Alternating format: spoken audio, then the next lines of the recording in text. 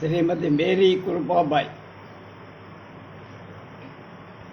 కథాంజలి 3వ భాగం 25/3/26 ప్రేమ పరీక్ష కథ. హలో సీత, సందన కాలేజీకి 2 రోజులుగా రావట్లేదే సీత వైపు చూస్తూ అన్నాడు మణీందరం. అదే నాకు తెలియలేదు, ఏదైనా ఊరెళ్ళిందేమో, కనీసం నాతో మాట మాత్రానికైనా చెప్పల. 2 రోజులుగా ఎంతగానో ఎదురు చూస్తున్నాను అన్నాడు మణి.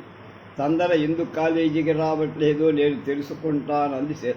చాలా థ్యాంక్స్ సీత, దయచేసి త్వరగా తెలుసుకో, రేపు నాకు ఏ విషయం చెప్పాలన్నాడు. మణీందర్కి అందన ప్రేమికులనే విషయం కాలేజీలో అందరికీ తెలుసు. కాలేజీ గోడలకు, బ్లాక్ బోర్డులకు, చివరికి కాలేజీ క్యాంపస్లోని చెట్లకు కూడా వాళ్ళ ప్రేమికులని తెలిసిపోయి. కాలేజీలో అధ్యాపకులు, ప్రిన్సిపాల్కు కూడా వీరి ప్రేమ వ్యవహారం తెలిసిన కాలేజీలో ఇది సర్వసాధారణమే అని అందరూ మిన్నకుండిపోయారు.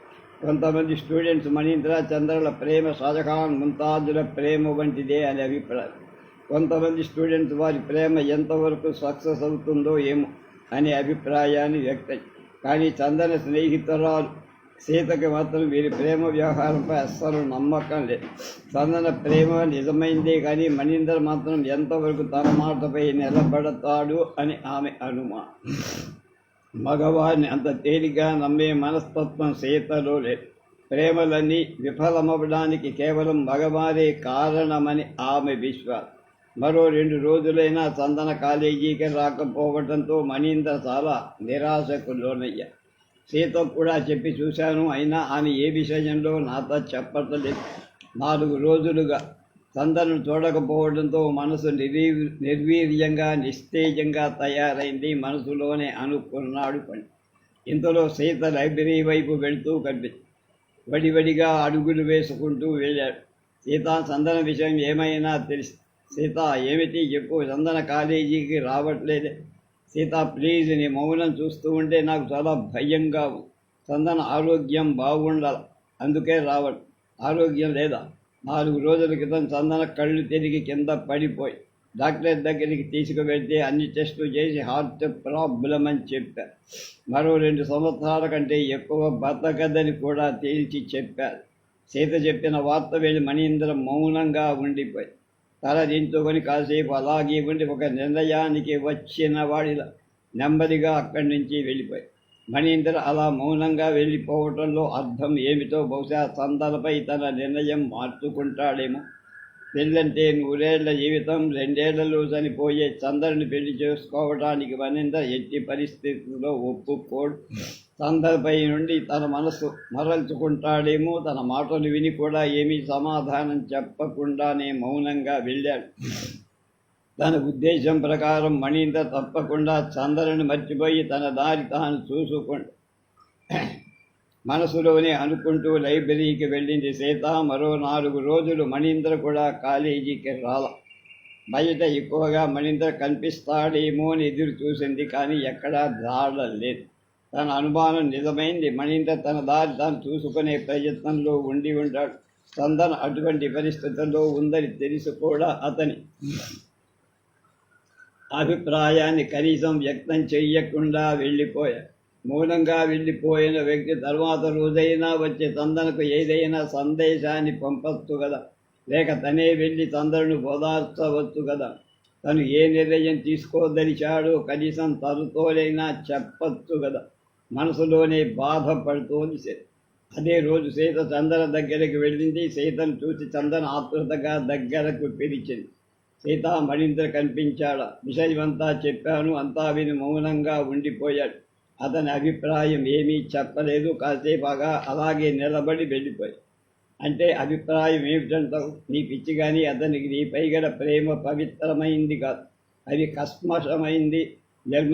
నిజమైన ప్రేమ అన్ని ఒడిదుడుకులకు తట్టుకోడు.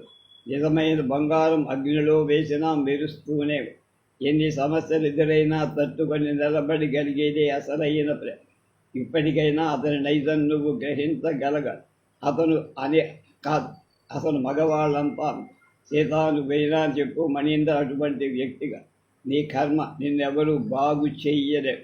పూర్తిగా మోసపోయిన తర్వాత, అంటే చేతులు కాలిన తర్వాత ఏం చేసినా ఫలితం. సీత వెళ్ళిన వైపే చూస్తూ తనలో తాను ప్రశ్నించుకోసాగింది చందన. మణీంద్ర నిజంగా ఎటువంటి వాడు? అతని ప్రేమలో కల్మషముందా? చాలామంది మగవాళ్ళలాగా తనలో ఏదో అర్హత చూసి ప్రేమించాడు. తన గురించి తెలిసి ఎలా ఫీల్ అయ్యాడు? మౌనంగా ఉంటే అతని భాష ఎలా అర్థమవుతుంది? అతని మౌనానికి అర్థం ఏమిటి? ఇప్పుడు తను ఏమిటి చెయ్యాలి అని ఆలోచించుకో. మరో 2 రోజుల తర్వాత వచ్చాడు మణీంద్ర. అతని ముఖంలో ఫీలింగ్స్ ఏమాత్రం అర్థం కాల. బహుశా సందర్భ ప్రస్తావన ఏమీ తీసుకు రాకుండా అలా మౌనంగా ఉండిపోతాడే. సీత, నేను చందన్తో ఒకసారి మాట్లాడాలి. ఇప్పుడెలా? తను చాలా నీరసంగా ఉంది. బయటికి రావటానికి వాళ్ళింట్లో ఇష్టపడతారు. ప్లీజ్ సీత, సాయంకాలం నువ్వు దగ్గరుండి చందన్ ఒకసారి పార్కు తీసుకో. సరే, అలానే తీసుకో. థ్యాంక్ యూ అంటే వెళ్ళిపోయి. ఏమిటి తను చందన్తో ఏం మాట్లాడతాడు? విషయం తెలిసి వారం కావస్తున్నా మౌనంగా ఇప్పుడేం మాట్లాడుతాడు? ఆ రోజు సాయంకాలం చందన వెంట వెతుకొని వెళ్ళింది. అప్పటికే అక్కడ కూర్చొని ఉన్నాడు. సీత, చందన వెళ్ళి మణీంద్ర దగ్గర కూర్చున్నారు. మణీంద్ర చందన వైపు కాసేపు అలానే తదీక. చందన ఎలా ఉన్నా చెప్పు చందన, ఇప్పుడెలా? సీత చెప్పిందట కదా.